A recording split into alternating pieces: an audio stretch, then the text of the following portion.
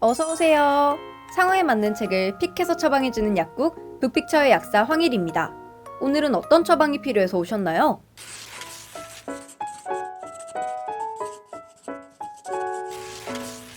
나빠진 건강을 다시 되돌리고 싶으시다고요? 코로나19가 오래 지속되면서 줄어든 활동과 잘못된 생활 습관으로 많은 사람들의 건강에 적신호가 켜지고 있다고 합니다. 그래서 건강에 대한 정보들을 쉽고 재미있게 알려주는 책들이 많이 나오고 있어요. 그럼 건강에 대한 정보를 얻고 싶은 당신을 위해 저 빅픽처의 약사 황혜리가 당신에게 딱 맞는 책을 처방해드리겠습니다. 첫 번째로 처방해드릴 책은 백년어리입니다. 이 책의 저자 정성근 의사는 허리 분야의 대가로 유명하신 분인데요. 책 속에는 허리 상식에 대한 정보와 잘못된 허리 치료법을 구분할 수 있는 방법들이 담겨 있습니다. 또 이 책은 운동 방법을 그림과 사진을 통해 설명하고 있어서 쉽게 이해하고 따라할 수 있어요. 책 속에서 허리를 망가뜨리는 나쁜 운동법은 오히려 허리 수명을 줄이는 방법이니 절대 따라하면 안 된다고 주장하고 있는데요. 하지만 허리에 좋은 운동법과 나쁜 운동법을 구별하는 것에는 큰 어려움이 있습니다. 그래서 제가 허리에 좋은 운동법을 자세히 알려드릴게요. 첫 번째로 알려드릴 운동법은 윗몸 일으키기입니다. 윗몸 일으키기를 할 때 잘못된 자세로 하게 되면 허리의 힘으로만 운동을 하게 되어 허리에 큰 무리를 줄 수 있습니다. 따라서 최대한 등을 구부리지 않고 고정 자세로 반동 없이 복부의 힘으로만 일어나야 좋은 허리 운동이 될 수 있답니다. 두 번째로 알려드릴 운동법은 맥켄지 운동입니다. 맥켄지 운동은 상체를 뒤로 젖혀 허리를 앞으로 내미는 운동인데요. 이 운동을 할 때 많은 사람들이 허리를 최대한 앞으로 내미는 게 좋다고 생각합니다. 하지만 맥켄지 운동을 할 때는 최대한 천천히 허리를 앞으로 내미는 게 중요하죠. 반동을 주면서 움직이는 것이 오히려 독이 되기 때문입니다. 앞으로는 잘못된 운동법 대신 올바른 허리 운동법을 숙지하고 운동하는 것이 좋겠죠? 두 번째로 처방해 드릴 책은 식사가 잘못됐습니다입니다.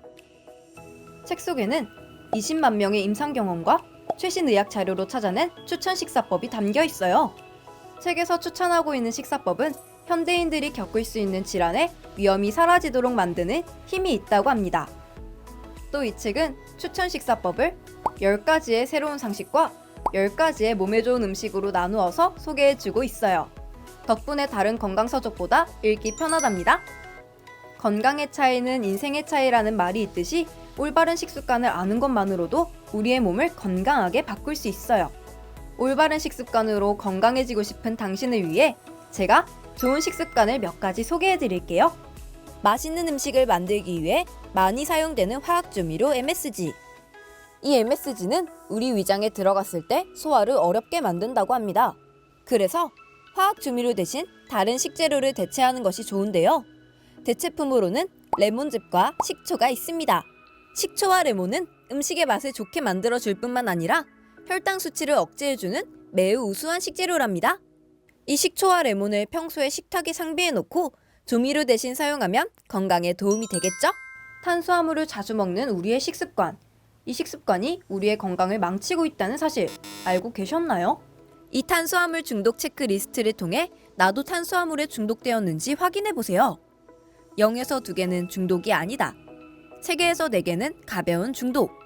5개에서 7개는 중간 수준의 중독.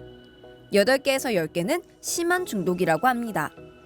체크리스트에서 탄수화물 중독이라고 진단받은 사람들은 건강을 위해서 탄수화물을 줄여야 하는데요.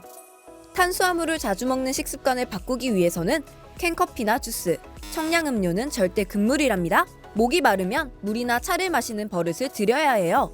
또 빵이나 과자 같은 단 음식은 탄수화물 덩어리이므로 먹지 않도록 노력해야 탄수화물 중독에서 벗어날 수 있답니다.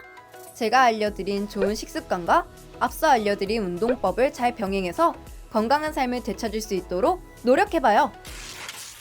오늘 제가 처방해드린 책은 백년어리와 식사가 잘못됐습니다입니다. 이 책들은 우리의 건강에 도움을 주는 방법들을 소개해주고 있으니 하루에 3번 식후 30분씩 꼭 읽어주세요.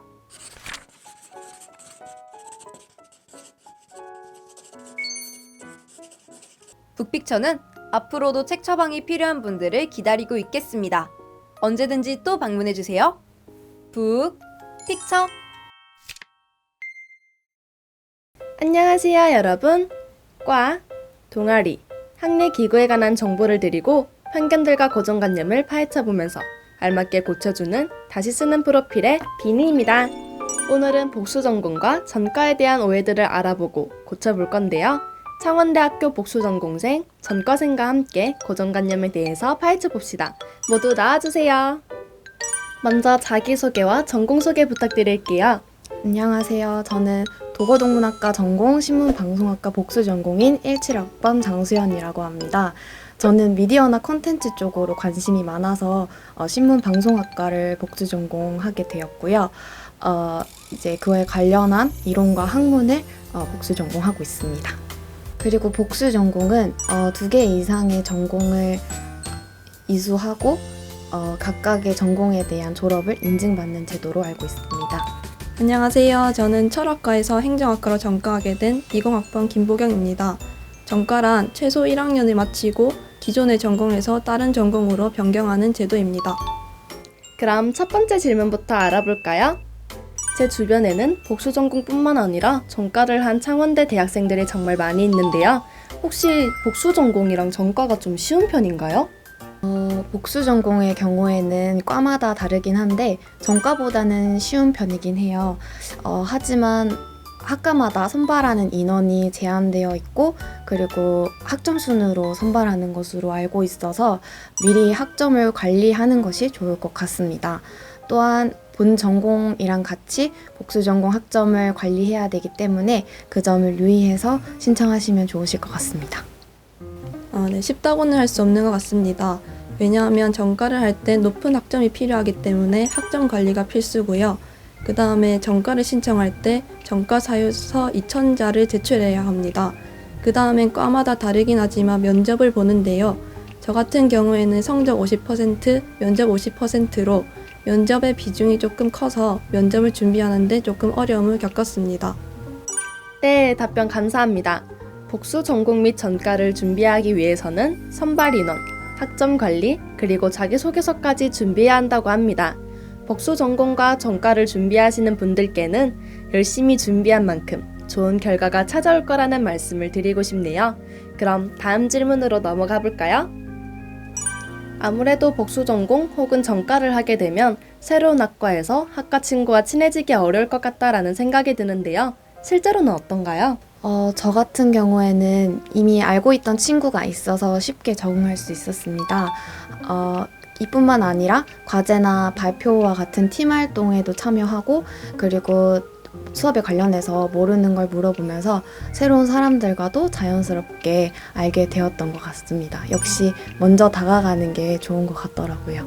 네, 저도 처음엔 그렇게 생각했었는데요. 지난 학기 컴퓨터 대면 수업 때 옆자리에 앉은 친구에게 모르는 것을 질문하고 놓쳤던 부분에 대해 물어보면서 친해질 수 있었습니다. 이런 식으로 대면 수업 시간에 자연스럽게 친해질 기회가 많은 것 같아요. 그래서 새로운 사람들과 친해지기 위해서는 먼저 다가가는 것이 중요한 것 같습니다. 네, 답변 감사합니다. 두 분의 답변을 들어보니 대면 수업이나 동기들과 함께 팀 활동을 하면서 학과 친구들과 친해질 수 있는 계기가 생기는 것 같네요. 그럼 마지막으로 이번 다시 쓰는 프로필에 참여하신 소감 말씀해 주시겠어요? 제가 복수 전공을 시작했을 때는 많이 헤매고 했었는데 이렇게 알려주는 자리가 있어서 너무 좋은 것 같고요. 그리고 만약에 복수 전공을 하고 싶으신 분들이 계시다면 좀 더 정확하게 관련 학과에 대해서 알아보시고 하시는 걸 추천드리겠습니다. 제가 전과를 준비할 땐 너무 정보가 없어서 막막했었는데 이렇게 짧게나마 전과를 준비하시는 분들께 정보를 드릴 수 있게 된 것 같아서 뿌듯한 것 같습니다. 네, 인터뷰 정말 감사드립니다. 두 분이 말씀해주신 답들을 가지고 전공에 대해 가지고 있었던 편견들을 지워봅시다. 그 다음 제대로 된 프로필을 써볼까요?